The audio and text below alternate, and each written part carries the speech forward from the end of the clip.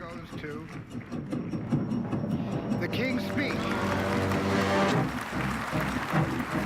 Thank you, Academy. This is a boyhood ambition come true tonight.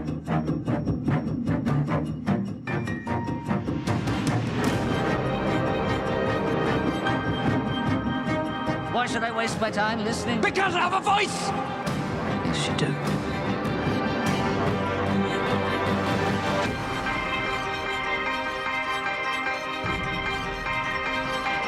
My dear chap, I've had many letters of congratulations from the land of my birth, but none have been more welcome than yours. We're talking about rape, molestation of small children. That's not the kind of crime we want to let go unaddressed. Those people need to go to jail.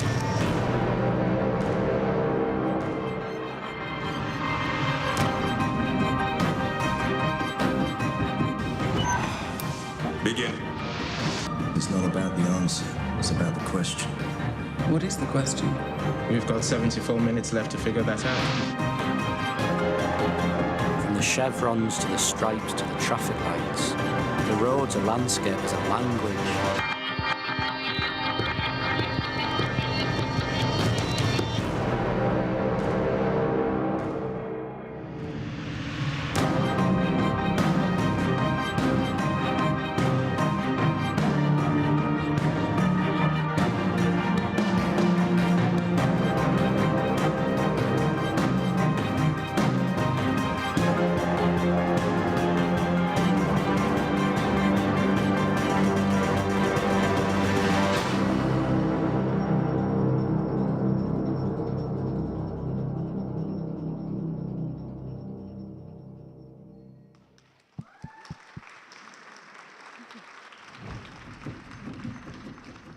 Welcome everybody to Industry Day 2012. What a great way to start up off our evening with Gareth and Simon here from Bedlam.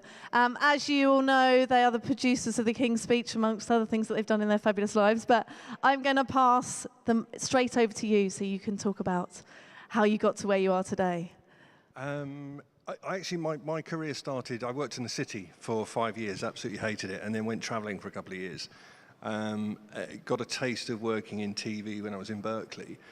Came back to the UK, but no one would give me a job. And I just found out that the local college to me, Ravensbourne, was considered the best in Europe at the time for television production. So I applied, and they turned me down. So I went back to work in the city and applied again, and got in the next year. And then literally day one, the first person I met was this man in a puffer jacket and a cagoule sort of cap turned back to front. And well, that was my journey to get into Ravensbourne. I'm not sure about yours. My path to Ravensbourne, I had a fairly checkered sort of educational upbringing. Ended up sort of leaving school at 16 with not a lot of qualifications, and was working in sort of local shoe shop and other bits and pieces. And to cut a very long story short, ended up going to a college of further education down in Dorset, which Jeremy Barr, who I believe is still associated with the college, had been part of the team that had put together the syllabus. So once I'd gone through and done that, which was a BTEC National Diploma, there was an opportunity to apply to Ravensbourne, and I got in on the first time of asking. Never let him forget that. And the next stage in my educational life started when I walked through, not these doors, but it was when it was down at the other site in Chislehurst. And I don't know if you guys are sort of familiar or seen any pictures of the other site, but at the time it was pretty cutting edge. I mean, it looks a little bit shonky now. We were quite I mean, the big plus for us is that we were at the advent of the digital revolution. You know, the cameras had changed, and so we literally went in there, and it was quite old, you know, BTU-matic, really unusual sort of like dinosaur pieces of kit that you'd look at now and you're just in absolute horror with. And we were lucky to be on that wave that was coming in. I think one of the things that struck Gareth and I the first time we came to this site was the quality of the work that people were doing. Very quickly, just you know, straight out the back. A lot of you guys have got edit suites on your laptops and your phones. Ours was just very, very antiquated. But it was the one thing that we did find with Ravensbourne is we went in there and we were encouraged to push the boundaries, to almost, if you learn, it'd be very sort of like structured course, but then also what do we want to do? And I think that was really sort of, it freed us up. And I mean, one of the things, I don't know if there's a clip in there, but I made a documentary about the Dalai Lama. We had a chance to go after Dharamsala, and so we just felt that we were really pushing the boundaries and that the skies was limit for us. And Gareth and I, literally from day one, really got on.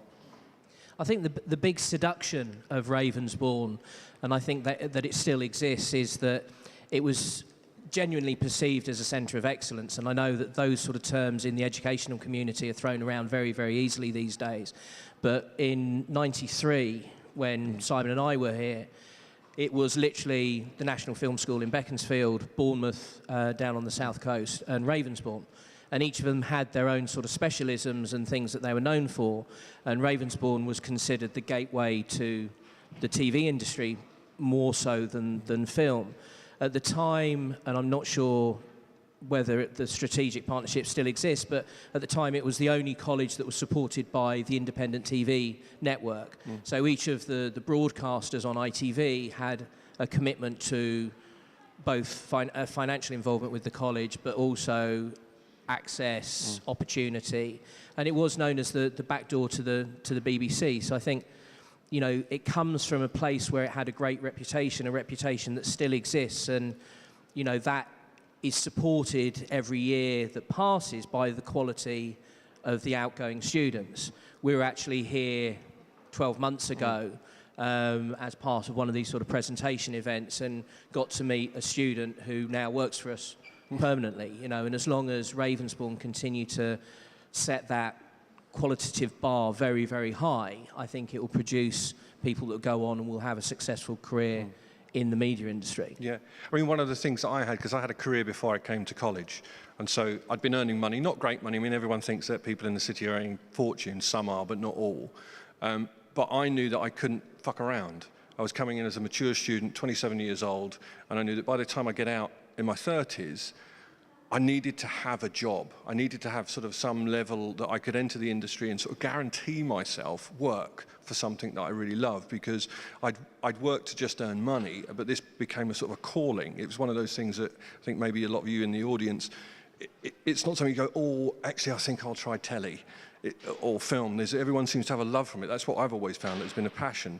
I always wanted to be a director, but I didn't have the arrogance to say, that's all I'm going to be, because you can be very much it can take you a long time, and it's quite brutal once you actually get out.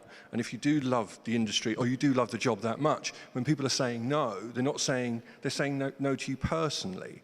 And so what I decided to do is that I'd get a very structured education in all aspects of TV production, so sound, lighting, whatever, so that at least I could get a job and then just start watching what's going on in the industry. But at the time, I think when we were both at Ravensbourne, we did have aspirations that we were going to walk out the door, set up a company, and we were going to really just go gangbusters. That just didn't happen, did it? It took a few years to get there. I mean, I think the sort of at these events, quite often what we're asked is the, you know, the magic wand. How do I get a job in TV? And I'm sure when we come to the Q&A part of tonight, which we hope is soon, because me monologuing for half an hour isn't fun for anyone. But, you know, the sort of the way that you interact with the industry at large, how you present yourself, how you manage that interaction, you know, there's some comment that we can draw on that. In terms of the years sort of following Ravensbourne specifically with our own personal stories, I mean, Simon, as he said, built on a very sort of broad-ranging technical ability across the board that ultimately led you to directing. That's right. Factual as a director. My path was slightly different. I had an aspiration to focus on drama, and I wasn't sniffy about whether that was going to be drama for TV or whether it was going to be drama for theatrical and feature films. So I went the route of starting as a floor runner, from a floor runner moved to a third AD to second AD to first AD, and that's where most of my professional life outside of Bedlam was. For 13 years, I was a first AD on a lot of the sort of kitchen soap dramas that we produce in the UK, but started to build a feature film CV. And it was about, we did the sums when we were chatting to Joe, didn't we? We left in 95.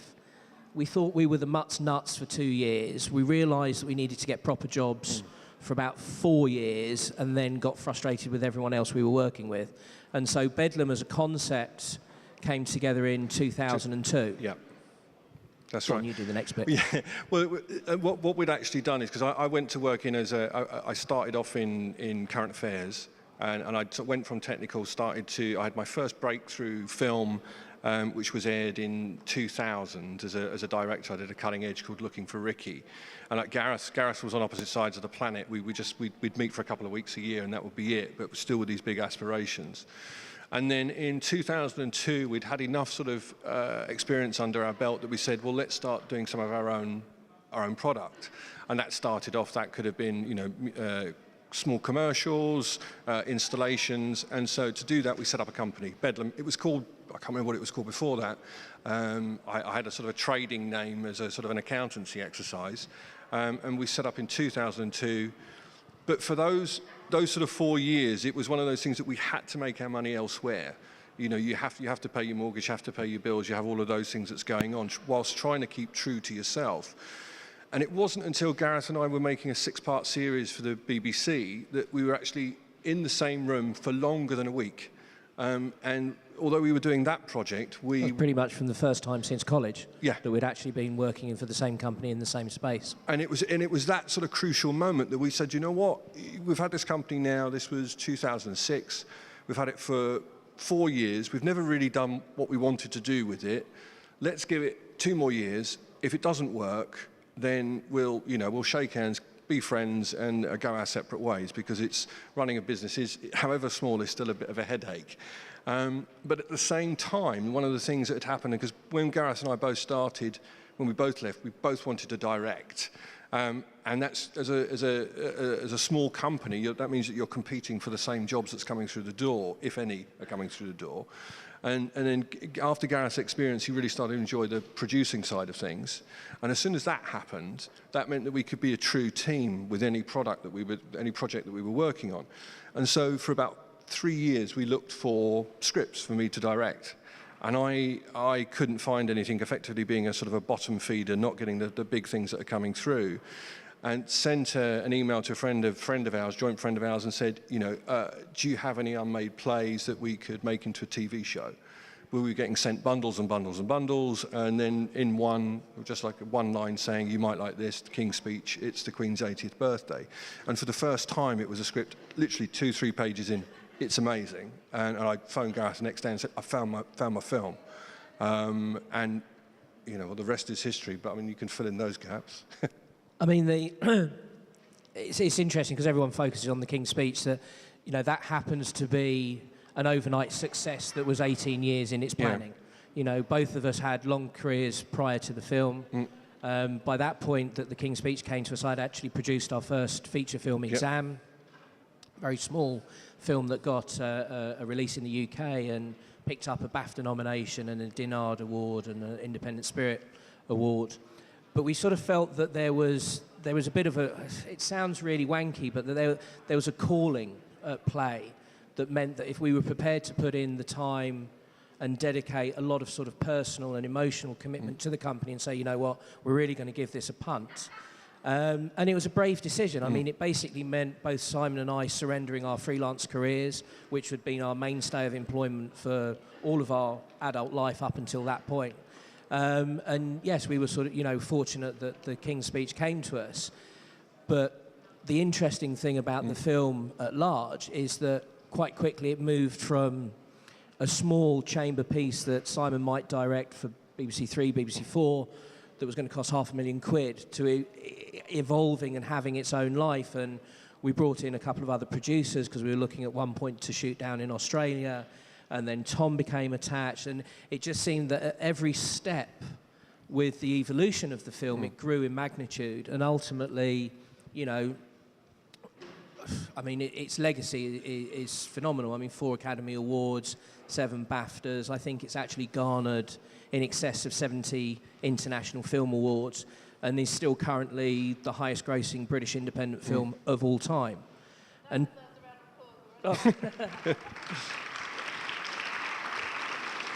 And the really fun thing that Ravensbourne liked shouting from the rooftops is they don't do film. It was more sort of TV at the time. Since the King's speech, we've gone on to, and Simon can go into more detail, but I think we've produced getting close to a dozen hours of network TV. We've just completed and delivered our latest feature film, Zaytoon, which picked up an Audience Award at Toronto this year, was in London Film Festival and goes on release 26th of December. We have our next film in early pre-production that should go this year, and are looking to 2013 to match the successes of 2012, if not improve on them. Yeah, I mean, I think that also the one thing for us is how do you contain the growth? How do you, as a business, once you've actually started, because what effectively went from what was my second bedroom was our office into work. We've made a feature film that went well. Now we've got this thing that seems to be just gathering like a snowball, just getting bigger and bigger, and that's been it's not been an easy transition, and I don't mean that it's been in an aggressive way. That there's been lots of fights, but it's weird when you go from actually we're the masters of our own destiny to actually now looking after other people, and and as owner managers of our company, it's a different skill because we've been so used to working in a freelance cycle that has a beginning, middle, and end. But once you actually set up a company, it's the long game, and it's a really different set of parameters that you have. It's a different set of getting up in the morning. Because one of the things that your guys will get to know when you go and work on a film, TV show, whatever, is that once it's over, you sort of celebrate, or you celebrate and then you get the flu because you've been working so hard. With this, there's a sort of sustainability that you have to bring in, and that's been not tricky, but it's been an interesting journey. We're learning all the time. Questions? Go on then. Any questions? Can you think of? You have to have a bit of a think. It's too much of a shock to them to suddenly come up with a question. Or a topic that you particularly would like to hear our thoughts on. I mean, I want to know exactly. Have you got any highlights, like a moment in your career? Obviously, winning BAFTAs is fantastic, but when you're actually producing, where you just think this has been a great day, this moment was fantastic, put a smile on your face. I'd been working as the very first job I had was in the machine room at a news company. So you're just doing uplink satellite feeds and all of that, and just pressing buttons, press record and play. That's basically it, with some glorified wires. Sorry to any techies that are out there, but for me it wasn't where my passion was, and I did that for sort of 2-3 years, and I just started doing a little bit of news work, and then someone that believed in me in a company sort of said, "Oh, why don't you look at this idea?" It's a guy that's gone missing. I think he went missing a couple of weeks ago. And I think it would be an interesting idea for a story. And I started to look into it, and it sort of evolved into me then going in and pitching in at Channel 4 for a cutting edge. And they gave me a little bit of development money. And the guy had gone missing. It worked out it was back in 1985. And I was then going to go some 20 years later to see if I could find him.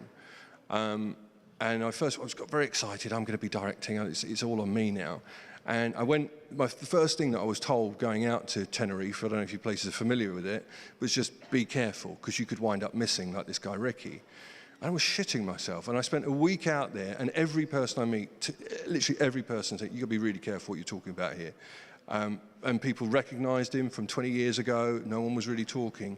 And then I came back, I cut the trailer together, and then we gave it into Channel 4, and they kept delaying the meeting and delaying the meeting and delaying the meeting. And then we had the meeting. Hilary Bell, who was the commissioning editor at the time, sort of came in, sat down, talked through the piece. And I'm not very good at playing poker, so I'm just enthusiastic. I really want to do this. I really want to do this. And I was just thinking, it was just, please, please, please, please, please. This is it. This is my moment. And she went, all right.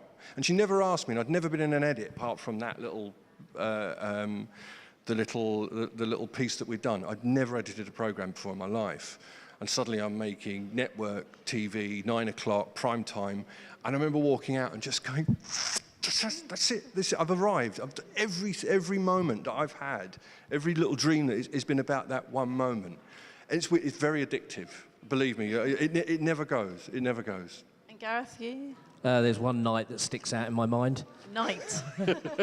No, I mean, getting an Oscar from Steven Spielberg with your best mate stood next to you and your wife going nuts on the seats at the back of the Kodak Theatre. I think, I mean, those are the big fun events. I think it wasn't the glamour around that event that meant so much to me. It was actually, my dad was out in LA with us, and he, God, I tell this teary story every time that I'm with a bunch of students, but I remember 3 years after I left Ravensbourne and I thought I was the mutt's nuts and that I should be obviously a commissioning editor by now or directing feature films, and just went through this period of sort of self-doubt where the calls weren't coming in, the jobs weren't easy. I was living in London, which, as I know you guys know, is not a cheap part of the world to be in. And by this point, other friends were working for double glazing salesmen and making proper money. And I went down to visit my dad, and I was really close to throwing in the towel.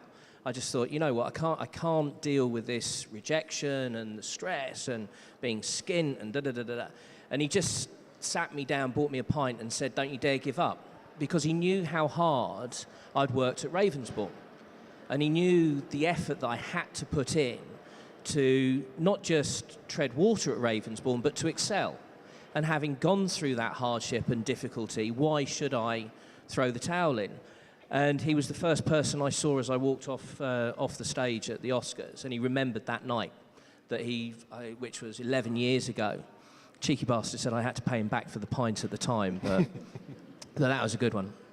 And what about when you're actually producing? So you're there, you're on set, working with the fabulous actors. What's that like? Well, everyone gets caught up in the glitz and the glamour, and one of the questions when we were going on the campaign with the King's Speech is, you must have known, you must have been so prescient of thinking that you knew you were on your long march to a big film. Well, the truth of it is practical producing is not that.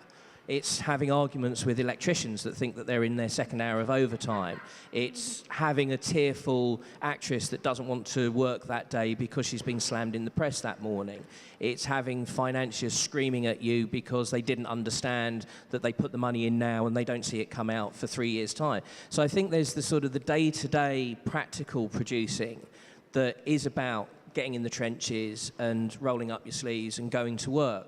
And that work ethic that this place instilled in both of us, I think, really helped shape our careers.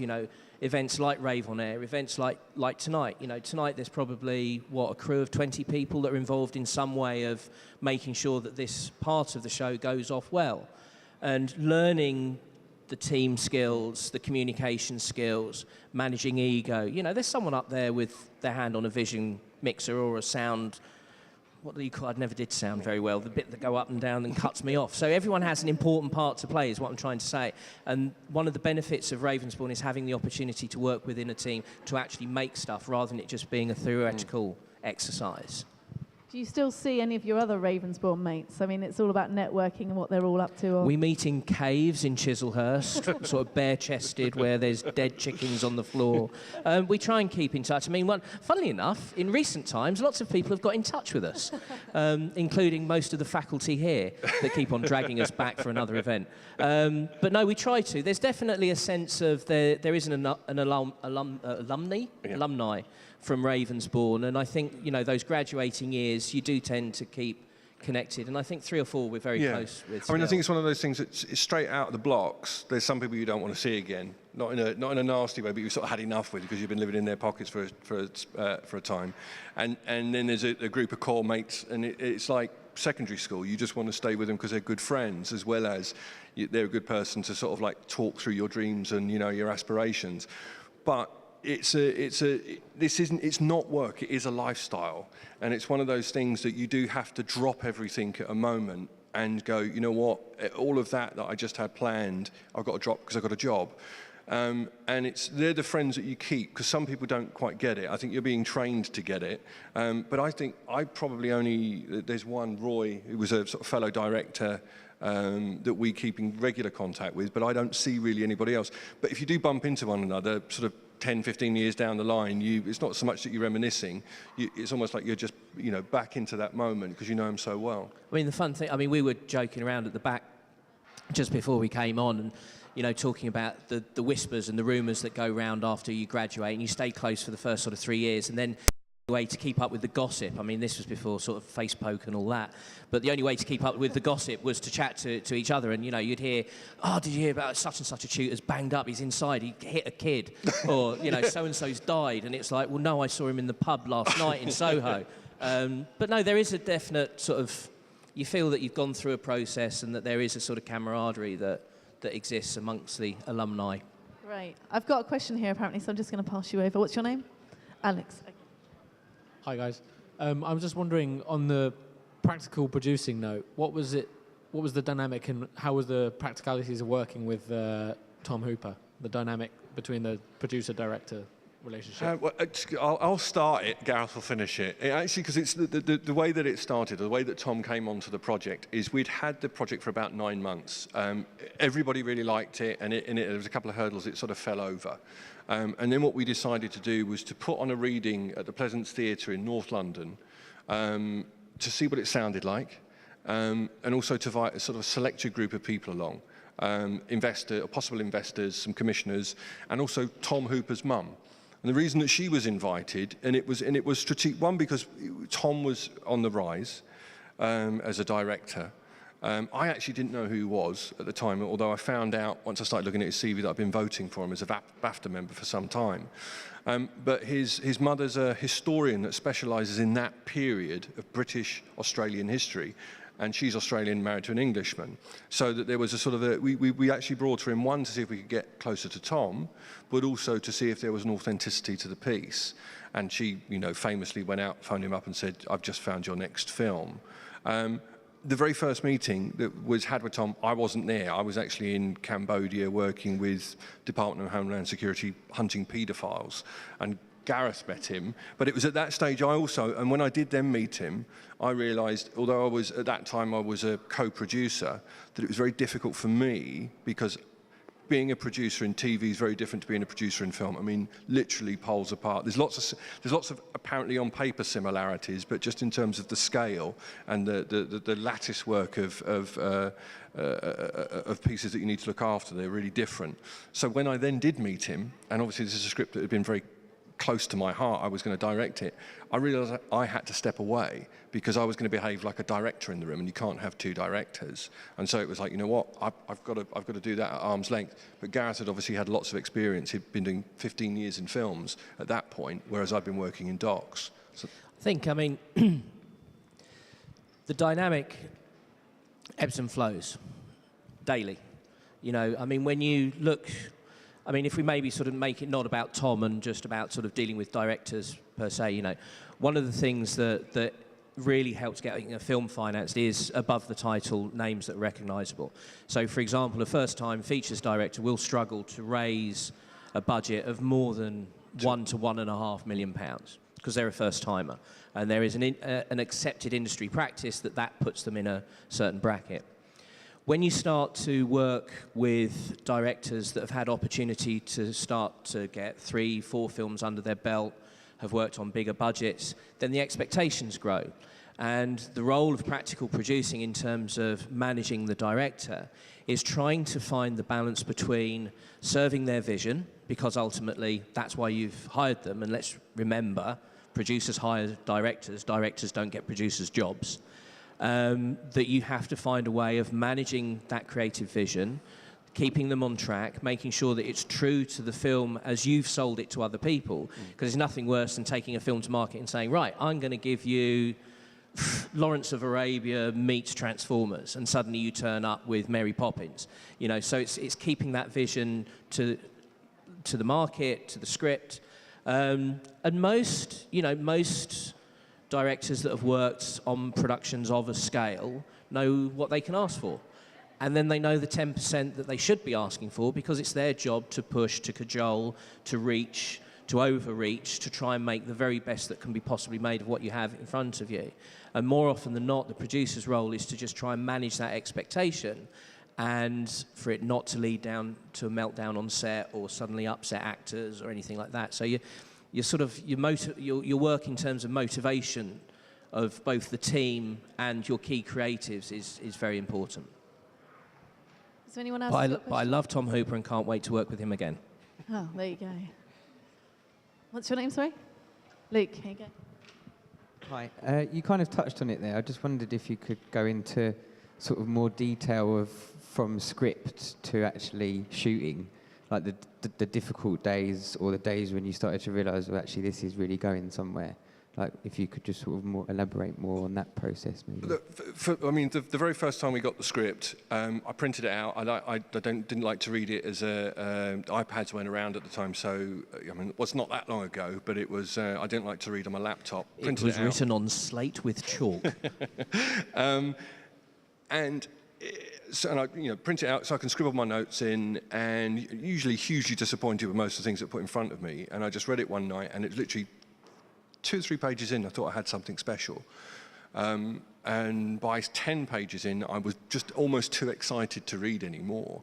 And then my wife was asleep next to me. It must have been about 2 o'clock in the morning, and I finished it, and I'm like, I found it. And I wanted to wake her up. And then I sort of then go, next morning I'm phoning Gareth. I said, I found the piece. But then you're just not sure. I think that's one of the things. And you have to go out and test it. And I actually, the very first Gareth just sort of said, these are the people you need to go and talk to. So I took it into Film 4, and they literally, shortest meeting I've ever had, and they just went, no, we don't do period. In their defense, it wasn't because of the script. It was because of me, because I was going in as a first-time director. They had an understanding of how much it would cost, probably down to me, and just went, no, we're not interested. It then went quite an unusual route in where it almost became a sort of a TV doc, just because I wanted to do it. And I didn't have the I never knew it, or we never knew it could be something of the scale it became. We just knew we had but it was a play. We then also started to poke it out to people.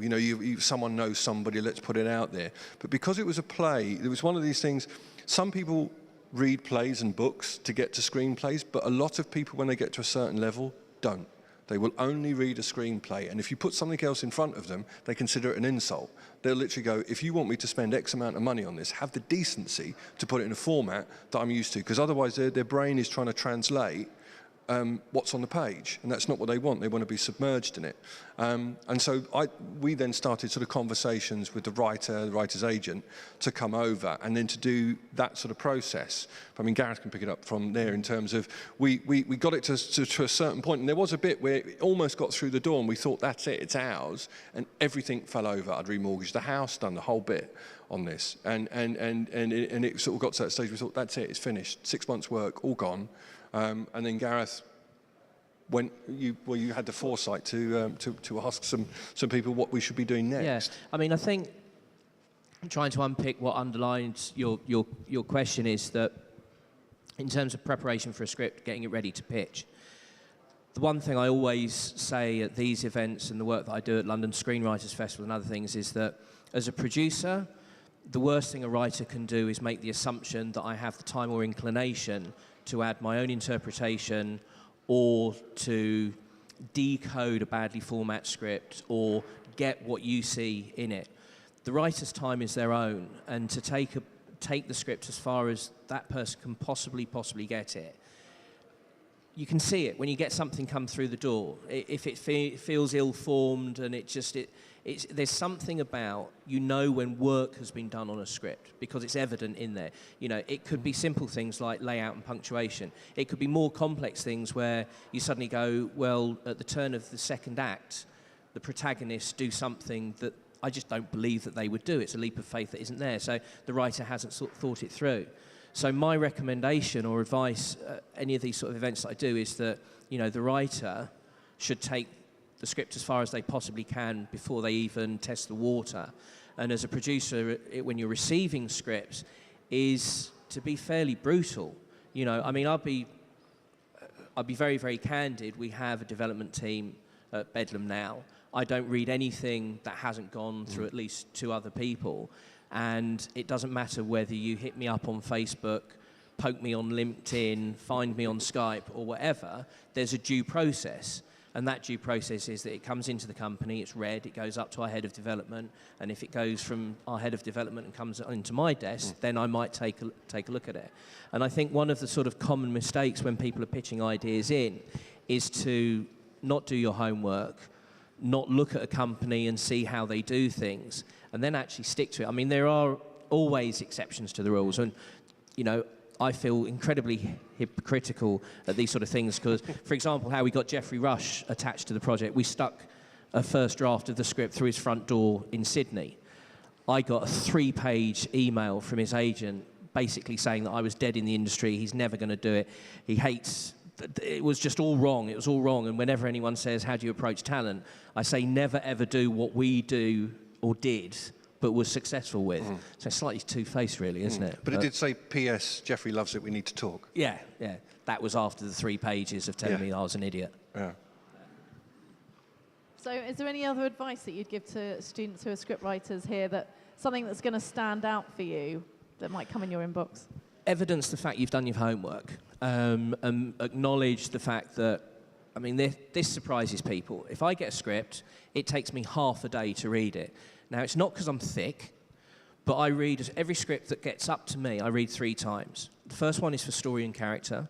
The second one is for production logistics, how much do I think it's going to cost, where do we have to make it, what's the scope and scale. And the third read is, if I'm putting this into the hand of a buyer from Japan, or I'm putting this into the hand of distributors in Eastern Europe, are they going to get the sales aspect of what we need to do to put it together? So be compassionate to the fact that it's going to take me half a day of my life to read that thing. So I don't need to read a full script. If you're trying to send samples of your writing, a couple of scenes is enough. If you're trying to gauge interest on a project, a well thought out log line of 25 words and a 1-page treatment is enough. A lot of the TV stuff that we get sent, we're happy to make a decision on a single page, and sometimes we'll ask for more, but I mean, maybe you can sort of talk about how we develop the sort of TV factual stuff. Yeah, I mean, it gets one of those things that if we are pitching into commissioners, once you've got a good relationship with them, all they want is a line, because they don't have time. And if the line excites them, then they'll go slightly deeper. And I think it's, if anyone's out there writing a script, if you can't tell the story quickly to somebody else that they get it, you're not telling the right story. In general, there'll always be an exception, but really, if you can't get that essence that you believe in every time you tell it, it's wrong. You need to do your homework on it, and I think it's the simple things first. Even though, I mean, there's an old adage. Some guy wrote a 26-page letter to a friend, and he said, "Sorry, I didn't have more time to write a shorter letter." And that's what it's about. If you can condense it down, you can break the back of that, then you're onto something. Is there any more questions? Yeah. Okay. Great. What's your name, sorry? Hi. Earlier you were talking about remortgaging your house. How did you get about financing your latest movie? How did we go about financing? The King's Speech. That wasn't. I mean, basically, what had happened is we'd spent some time working on it, and it didn't go anywhere. And we'd spent a lot of time. It was legal. We were getting close to certain things, just spending money. And I think personally realised, once you start dealing with lawyers, it's almost like know the deal before you go in, because if they do it on your behalf, they're just getting paid to, I'm not saying they deliberately drag their feet, but as long as it takes, they just get paid. And that cost us a lot of money. And it was at that stage where we then weren't sure if it was good enough. And it was I just turned around, I said to my wife, I just don't know. And she said, well, if you had to bet your house on it, would you? And I said, yeah. We need X amount to just get it through. It literally was, and we're talking, $5,000. I'm not talking, I need 100,000, but it was, I had nowhere else to go. But just to get us over that next stage. But in terms of the actual financing of it, that was a much more complex. I mean, basically how the finance came together was Momentum were in first. They came in for the UK territory. Australia then fell to Transmission.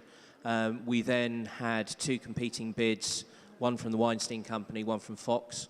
And we progressed both of those deals in tandem, and then our sort of key person within Fox actually got promoted up and away to television. So we lost our sort of champion within Fox, and Harvey was hanging around like a bad smell. Kept on telling us that he wanted the film. At the time, he was bankrupt. We couldn't find a bank to actually sort of cover his MG.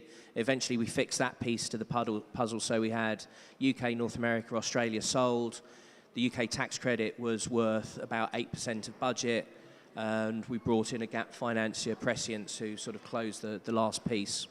And also, sorry, I keep on forgetting, the UK Film Council came in at £1 million, so that was one of the final pieces. Big numbers, obviously. And what about rewinding it back to the films that you've done before, like financing those, like earlier on?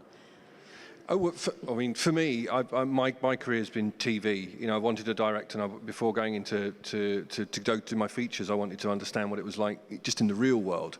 And TV is very different, especially when I started, because what would happen is you go to a channel, they say they like the idea, and they pay for all of it. Now, in the sort of the 15 years that I've been doing this, 17 years I've been doing it, that's changed. Now TV is actually looking a little bit more like film, and that it's becoming a sort of a little bit from here, a little bit from there. But the one thing about TV tends to be when they say yes, it means yes. You know, and as long as there isn't, you know, a Hurricane Sandy or a commissioner leaves, that project will happen. I've spent many a night, you know, consoling Gareth throughout the sort of 15 years, where you get so far and it's closing finance, and it's been a nightmare. We literally be in production. No, we're not. That's it. Coming home now. Yeah. I mean, during my career, I've been on 3 films where we've been abroad and you're packing to come home, and then suddenly there's another little flush of cash that arrives from one of the investors, or something happens. I mean, I think in terms of film finance, you know, you'd need half a day to really get into the nuts and bolts. But I think, you know, there's traditional, and traditional is based on pre-sales of about 40 to 50% of budget, tax credit, whether that's through the UK or another member country, some private equity, whether that's debt equity or true equity, and normally a gap position of sort of 10 to 15%. That's the sort of historical way of putting films together. These days, it's very, very different. I mean, the models of independent film finance, TV financing on the bigger shows is really, really fluid at the moment. I mean, we look at stuff that people have made documentaries that they've brought into us to help promote as a sale that they've completely crowdfunded. You know, that they've raised £250,000 just through an internet campaign or Kickstarter or one of those organisations. The 2 things I always say about when you're financing is, one, you have to do a sensible appraisal of what its market value is, whether it market value be a TV license or whether it be what territories will pay for that, and then halve it. Because nearly everyone within the financial world with film finance will take a view of sales figures and will work to half of that true value, because everyone wants that little sort of bit of wiggle room or coverage. I mean, I had some advice from a producer that works very closely with us, and especially about the British film industry, is what he's saying, as producers, you get paid to make the film. That's where you make your money. And then the sort of like when you see all these, you know, the profit share at the back end doesn't tend to exist. It's really, films have to go completely gangbusters and through the roof for a producer to ever see any of that. So it's about building in any of your profit into that part of the game. Brilliant. There's another question, right? Okay, Egan. My question is a bit general. I just want to hear your opinion about how this film industry might change in the future in terms of technical aspects and the ways of storytelling, because these days 3D is coming out. I mean, a lot of 3Ds, even like at home, you can watch in 3D, technical aspects like that. And also in the future, in terms of storytelling, like, because film and everything, design, art, is all about communicating and the ways of planting the idea to other people. Like, what do you think? I mean, personally, it was one of the things that we were quite proud of within the company, is that really it all starts with story. That's it. If it isn't a good story, nothing will hide that. And you could show the story in a myriad of different ways, and that could be reality TV, scripted reality, you know, fact hen. Sort of docudrama, documentary, or full-blown feature film. I think when you then look at sort of like technical aspects, I mean, Gareth and I went to see our first sort of like big 3D, you know, IMAX, let's look at the space station, and walked out. It's amazing, it's brilliant. But ultimately, it's still story. You know, and if it's not a good story, once you've got over the sort of like how whiz-bang it all is, it doesn't matter. I mean, there was Keanu Reeves did a documentary recently. I think, is it called Side by Side? I don't know if anyone who's seen it. If you haven't, check it out. But it's about the transition from film to digital. And you got I think they used Christopher Nolan as the person to say that film is the only way to do it. And I think he's been a little bloody-minded in that. You know, it sort of works for the doc, because everyone is saying it doesn't really matter. You know, if you haven't got the story right, you can't hide. I mean, don't get me wrong, I love my Transformers, and I'll sit there and I'm actually quite happy when it isn't much. It feels more of a ride that, you know, if you're going in to see a popcorn movie, it doesn't really matter. You don't mind about the inconsistencies. But if you haven't got the story, it doesn't matter how you're doing it. I think, for me, the big sea change with looking at technological advances is accessibility. And, you know, without sounding like an old fart, Simon mentioned formats that we were working with, and even we were cutting edge 20 years ago, but the digital evolution has afforded people accessibility to filmmaking. And by filmmaking, that can range from you having an idea, getting a group of mates together with a DSLR, going and shooting it and cutting it yourself.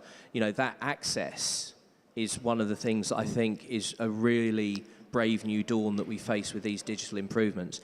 In terms of, you know, the scope of the theatrical side of things going forward, you know, I think, you know, consensus is split between whether 3D is here to stay or a passing fad. I think, you know, the fact that we continue to look at, you know, higher frame rates. I mean, there's people that are shooting at, you know, will never touch shooting at 24 or 30 frames per second anymore because they don't feel it's as crisp as 60. You know, it seems every week that goes by, there's a new camera on the market that's got more memory, a bigger chip, and more whiz, bang, and all the rest of it. But ultimately, it does. It comes down to the craft of storytelling and whether the medium you choose to tell that is a short film that you produce yourself, or whether it is Transformers or Little People with Big Feet, as we're all going to be getting used to in a week's time. It's sort of, it doesn't matter. Having made a 3D movie, though, the sooner we see the back of that, I'm more than happy. It's an incredibly expensive way of telling stories. Any other questions? Okay, of course. Hi, I was just wanting to ask how you were talking about Geoffrey Rush and how you posted a script through his door. How else did you get the other actors? Was he the first actor that you got in and the others sort of came in after that? I mean, Geoffrey was first in. Director attachment came next, so once we had Tom in, he had a certain amount of pull.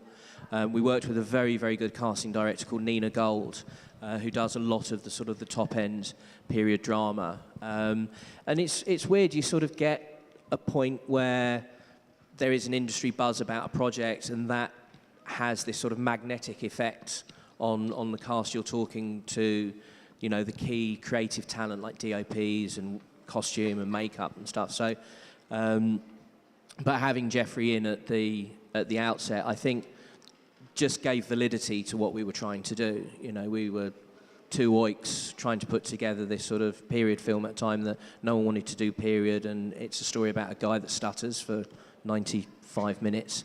But having Geoffrey attached meant that it had that sort of stamp of approval. And Colin, of course. No, Colin came later. Okay. Colin was an interesting one, actually. I mean, yeah. Going back to our friend that was talking about financing, you know, you have these sort of high-brow discussions, and, you know, we were in a meeting with our gap financier saying that we hadn't yet cast Bertie, and we thought the finance was going to fall down, it was all going to go away, and he literally had the checkbook out, and he said, "Oh, I heard Colin Firth doing it. I'll cut the check," I mean, figuratively speaking, rather than actually. So we got told we should use Colin by someone that was putting a load of money up. Brilliant. So how does that process work? Do you just phone them up and go, "Hi, come and do our film? Can you stutter?" That kind of a thing. I mean, what was it like working with them both? Brilliant. I mean, they're genuine fun. I mean, Colin has the most accurate moral compass I think I know of anyone. You know, he is, sad to say, a really, really nice guy. The two of them are quite fun together. I mean, they're great raconteurs. They've got amazing stories. I remember one of the first weekends that my now wife, we were dating at the time, and I was shooting a film in Poland, and we came back, and I said, look, I've just got to go and meet a couple of the actors for a quick pint after we wrap, because I haven't seen them for a week. So Rosie was sat between Colin Firth and Geoffrey Rush having this beer in Cambridge, and it was just the most absurd thing to see. But they were both really, really lovely and very engaging. It's a very cool date. Yeah, I won brownie points that night. Right, are there any more questions we're going to, just before we... Okay. What we're going to do is, it's coming to the end of the evening now, sadly, but it's been an absolute pleasure to have you here at Ravensbourne today, and we're very proud of you. So we would like to give you and our own little award from our product design students designed this to say congratulations. Thank you. Thank you very much for coming along this evening. Thank you very much. Thank you. And the awards still keep coming.